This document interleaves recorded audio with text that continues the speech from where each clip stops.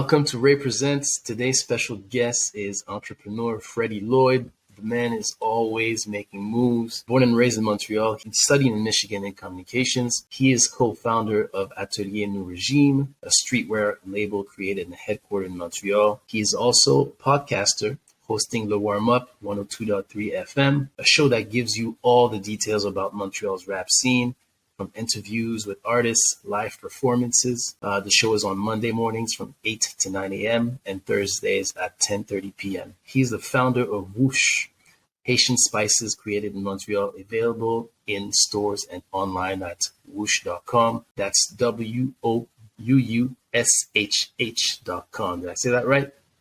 Yeah, exactly. Yeah, man. He's also owner of Parlay Studio, an audio-visual recording space where cultural content can be created safely and comfortably in the heart of Montreal. He's a host, moderator, and a father of two. My man, do you get any sleep?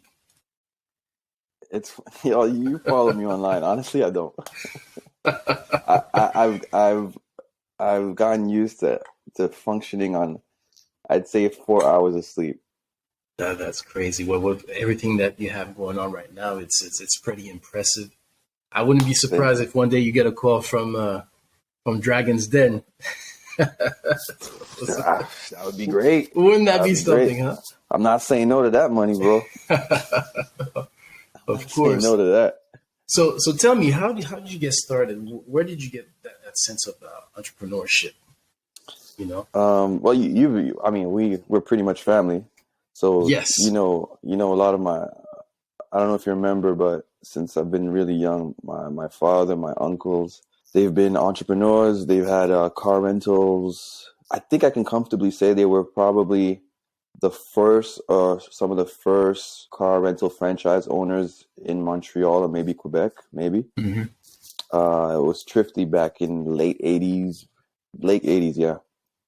And also after that, they incorporated in that space.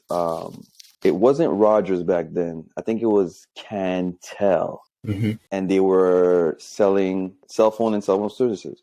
Mm-hmm. So entrepreneurship, I've been used to, and that's what I've known and been used to pretty much all my life. The only person in my immediate family that had a 9 to 5 was my Aunt Paula, who you know.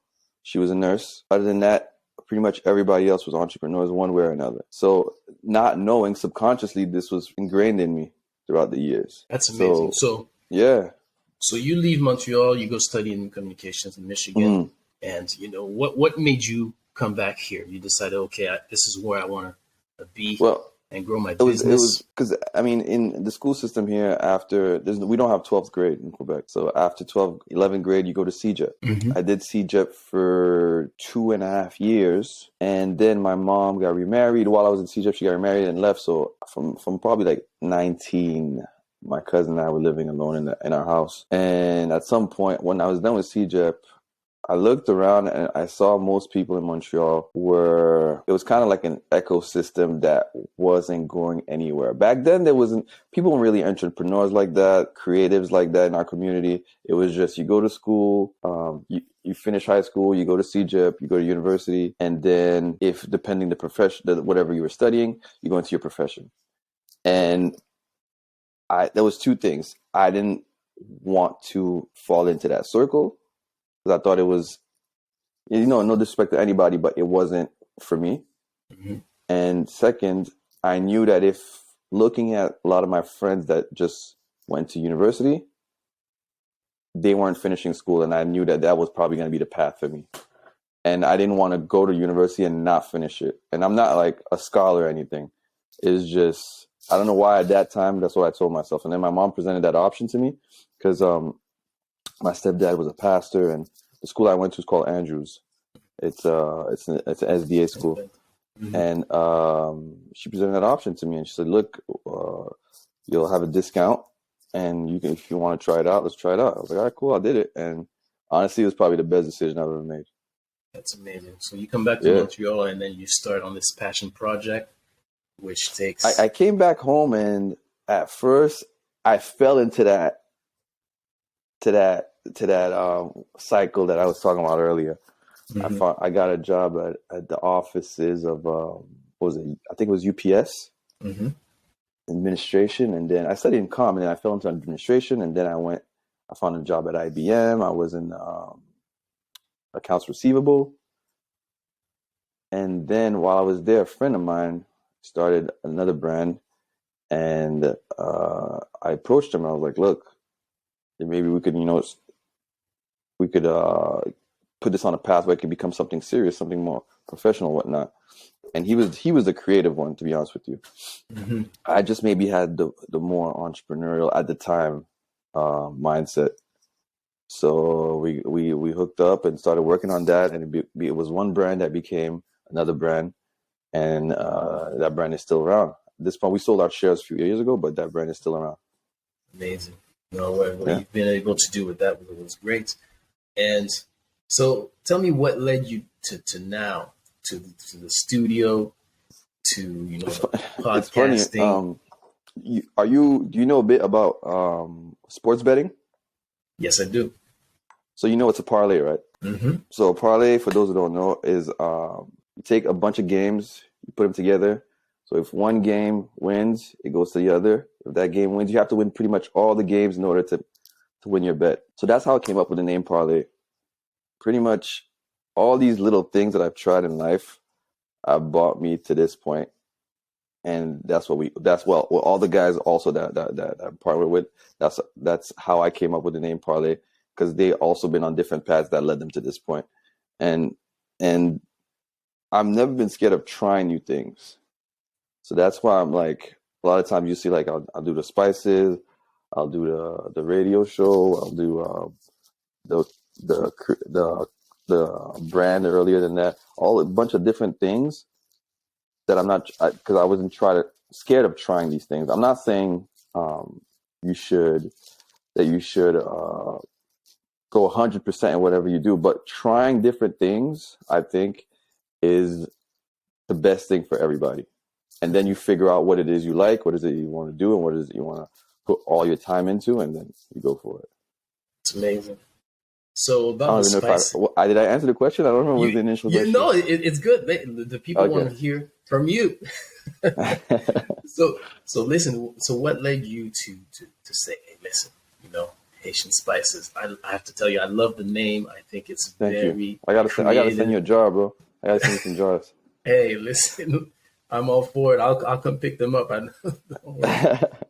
But the name, well, okay, so the story behind the brand is and this is a true story. I was at the supermarket. I was looking at, I think it was tomato sauce, Italian tomato sauce.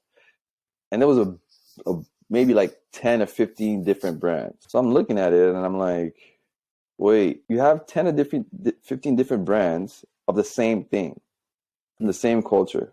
We don't have one on the shelf. Why is that? And then, my brain started working, because again, I studied in marketing also, but I didn't complete marketing. I communication. And obviously, again, my entrepreneurial background with my parents and my family. So my brain, whatever conversation I'm having, a small part of it always goes back to business. So as I'm thinking about this, I'll start thinking, okay, so we don't have one. I don't see anybody doing it. Maybe I should start working on it. So a friend of mine reminded me, I started working on this. Now I've been doing Wouushh for 2 years. It was 6 years ago I started working on it. I started making pickles and trying it and giving it to friends or whatnot. And so right the year before the pandemic, I think it was October, I just decided, okay, I think it's time to start doing this. So I contacted an artist that we have in Montreal. I wanted an artist that could understand the culture behind our foods. So there was this Haitian artist called Nitsi Muet, that's from here. And her art is very Afrocentric in a sense. So I contacted her. I explained to her everything, my vision behind it. I wanted the colors to reflect, when you see images of Haiti, the homes, and I think Brazil also has this. The homes are always, you see like a mountain or a mountain, and then there'll be homes going down the mountain, and they'll all be different colors, like pink, yellow, green, So I wanted that to be the palette of colors. On the actual label, you see the art that's on the label. I don't remember where, but I saw. I think it was Basquiat actually. Basquiat, obviously being Puerto Rican and Haitian. There was the art on it kind of reminded me. I wanted something from Basquiat art that would be on the label. So if you look on the labels, you'll see little different veggies drawn on it that kind of look a bit like reminiscent of Basquiat's art. And the name came about. Funny enough, the name wasn't my idea. It was a friend of mine who's not even Haitian, and actually he's in branding also. Actually, the co-founder of the Union Regime, he's really good at branding. Him and another friend of mine, and we're just shooting names. And then he was like, "Why don't you call it Wouushh?" And I was just at first I was like, you know what I mean, like kind of sounds like a joke. And then the more I thought about it, I was like, "Yo, this is an unforgettable name. Like you'll hear it once, and you won't forget it, or it'll stick, or you'll catch on. It'll it'll give you something, a feeling." It's And it's go ahead. amazing, especially for us Haitians. Haitian Canadians, any Haitians in the world, basically. Yeah, You hear whoosh, yeah, it's special, but it's definitely catchy. exactly. And every language has a word that's kind of like whoosh. Like you have English, wow. Spanish, you have a few of them, huepa, eso, whatever. And you know what I mean? Like that's a word that you'll catch in any language, but that's obviously the whoosh is our word. And it's funny enough is the younger generation to hear it and get what I was trying to go with whoosh, and older people would be like, but that kind of means like yuck, or a bit of like, disgust or disdain. But younger people don't see it that way. Most younger people see it my way, but my mom or my aunts or even my dad will be like, I'm not too sure, but it worked. They flip the word, the younger Yeah, generation. exactly. Yeah. Well, that's great. Did you run into some hurdles? Okay, you mentioned earlier different cultures. You see different products. Yeah, For obviously. I mean, till this day, it's been 2 years. Until this day, I run into hurdles. My first hurdle was COVID. I mean, like, I funny enough, I was supposed to drop in December, but for whatever reason, the artwork was late, and then I finally got it in end of February, and then March, 17th, everything was shut down. Mhm. And then the same week, I was like, you know what? I'm just gonna put it online. If people order it, they order it, and I got a hell of amount of orders that day or that week. Definitely. Starting with obviously friends and family, and then obviously the people that this is a kind of like a testimony of my network. The people that bought it from me had a big network themselves, so when they were posting it, them being micro influencers, it pushed other people to also buy the product and be aware of the product. Please make sure you tell people where to get it. I'm going to post it, after the interview. I mean, right now you can obviously get it online at wouushh.com, WOUUSHH.com. On the website, you can find the where you can buy it physically. And yeah, I have a big retailer coming soon in the next month. I should say. Nice. And yeah, man, come back to the question. The hurdles like I said, till this day, man, I get hurdles on a weekly basis. But I'm glad things didn't go too fast. Things were always growing, but they didn't grow too fast. And whenever hurdles came about, it allowed me to like figure things out without losing too much, or without even losing face, because it's easy to lose face when you put yourself out there. You know what I mean? Yeah, I totally understand. But yeah, we just wish you continued success with that. That's definitely a brilliant idea. Thank you. Like I said, the name, I'm sure a lot of us like, wow, why wasn't this before? You know what I mean? Exactly. It's such a term that we use. Yeah. So this leads me to the warm up. How did that come about? I started podcasting 2016, Mm-hmm. maybe 2016, I think. And so I had a podcast with a friend of mine, then that ended, then I started my own podcast. And even before that, a friend of mine and we don't have a hip hop radio station here, so we always thought about trying to build an online hip hop station. And we actually did build it, but then, like, if you're not invested 100% in certain things, it's just not going to work. Mm-hmm. So it didn't, but the idea of it was always there, and I always spoke to a few people about it. And a friend of mine, who works for Evenco, who is an event promotion company. I think it's owned by the Bell Center. Mm-hmm. And she was telling me that her cousin was into radio, and he had a radio show that wasn't really working out, and he wanted to revamp it. And if I was interested, so I was like, yeah, sure. So I met him, and I can't say we clicked right away, but our vision was the same. We both knew exactly what we wanted, and it aligned. Mm-hmm. So from there on, we started doing the show, and it grew and grew. And where it really blew up was during the pandemic. We just didn't stop doing shows. The radio station wouldn't allow us to have guests, but we still went, just him and I, and did online shows, did live shows on Instagram. Really started pushing the artists that didn't have any other outlets at the time. And then when things kind of opened up again, we did some live shows and performances, and it just blew up from there. And I mean, personally, my goal is not really to be in front of the camera for the long haul, but the bigger picture is, again, either a mainstream show or a mainstream online station. Okay, I hear. I really appreciate some of the interviews. Actually, most of the interviews that you've done. Thank you. You get to see a lot of artists you always wondered about, and then someone is able to ask them the questions that you always wanted to know. Yeah. Especially the one with Le Connaisseur. That was really.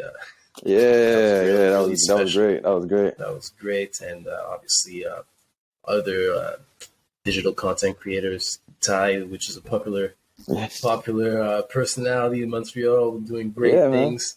That's it's great to get to meet these people, and what a lot of people see on camera, even with us, when it's like a regular interview, it's still not the person. Once that the camera's off and the mic is off, really getting to know the person and having conversations, and seeing what their plans are for the future, and seeing how the person reacts to you, and if the person is a shy person or not. Because again, everybody's putting on a show. You know what I mean? Whether you like it or not, when you're in front of the camera, you're not necessarily the exact same person that you are off camera. So really getting to meet these people off camera, honestly, is the highlight for me. Yeah. Well, listen, Freddie, I thank you for your time. This is great insights in the world of, an entrepreneur in Montreal. What can we expect from you, in the next 2 years? What's your plan? What's your vision right now? And the next 2 years is just for everything to grow bigger, man. Like I said, I've Wouushh that should be in bigger stores in the next few months, bigger chains. I'm sorry, next few months. I already have the LLC in the States, so to go there afterwards, by 2023 to be established there, same way I am now here. For the show to keep getting bigger. Again, we build it. We don't want it to be an underground show like all the shows are here, mm-hmm. and those shows paved the way. So I don't want anybody to think that we think we're bigger than those shows at all. But we want something that can be presented on a mainstream platform, and so that would be the goal for that. And the studio, again, like the studio, I'm not sure if that's what's in the bio of the studio, but the point of the studio is, it kind of is. It's a spot where people can content creators can come and record whatever they want to record, and to have someone that's behind the camera that understands them. You know what I mean? And if you go to any other studio, a lot of the times, like for example, if you go to a studio and they charge you, let's say, $150 an hour, which is standard price, it's no big deal. One of the complaints I have is, yeah, when I go over 10 minutes, they charge me for another hour. I understand that, but I also understand that a lot of people in our community don't have that extra hour that they can pay. So we want to be able to long-term offer, we'll charge you the 110, but if you have an extra 10, 15 minutes, we're not going to charge you for that. If you want to sit down and get our opinion about your show, we're not going to charge you for that. You know what I mean? If you're a corporate company with the budget to do it, obviously we're going to charge you. But I can't look at myself in the mirror and I can't charge someone an extra hour for 10 minutes. And that's just an example, you know what I mean? And then look myself in the mirror and feel comfortable about it. So it's to make sure that space is known as a space where everybody can come and record, and we're going to give you the best quality that we can and leave you satisfied with whatever you came to do. And what else? Now I got to think of what else do I do? I mean, I think that's about it. Yeah, I think that's about it, man. All right. I wish you much success, continued success, and you too, man. And I'm happy that you're doing this, man. Thank you. I appreciate it. This is right. Most people don't understand that this is everybody's a content creator now. But 5, 10, 15 years ago, we didn't have these outlets. So people can be out there doing these things. And now you see for example, on the podcasting worlds, all these non-Black, non-POC podcasts are way ahead of us because they've been doing this for 10, 15 years. So eventually this will be the norm and people like us will live off of these things. You know what I mean? Hey, that'd be something. Well, until then, my brother, let's keep grinding and do what we're supposed to do. And we'll see you soon. I encourage all of you to subscribe, like, comment, and look at all the work that my man Freddy here is doing with all his endeavors. All right. Thank you, man. Thanks for having me. Thank you.